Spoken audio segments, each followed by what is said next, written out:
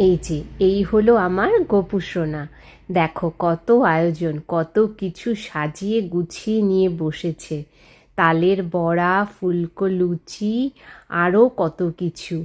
আবার এদিকে এইসা বড় এক লাড্ডু নিয়ে বসেছে। আবার নিজেও কি সুন্দর সেজেছে দেখো। আর এই ফটোটা হলো পরের দিনের নন্দ উৎসবের। আর এখানে আমি ওনার ফটোতেই নিজের হাতে যেটুকু পারি করে দেওয়ার আর কি চেষ্টা করি।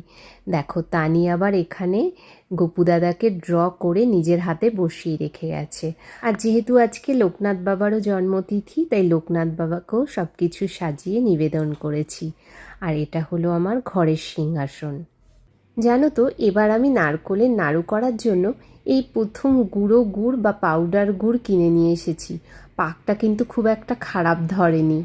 আর এদিকে জন্মাষ্টমী বলে কথা, একটু তালের বড়া না করে দিতে পারলে ভালো লাগে বলো তো, কিন্তু এখানে তাল পাবো কোথায়? তারপর অনেক খোঁজাখুঁজির পরে এই তালের পাল্পটা খুঁজে পেলাম। তো বড়াগুলো ওটা দিয়েই করলাম। দেখে তো মনে হচ্ছে বড়াগুলো খুব একটা খারাপ হয়নি। আর এদিকে বসে পড়েছে আমার দুষ্টু নাড়ুগোপাল, কিছুতেই সাজবে না জানো না তো।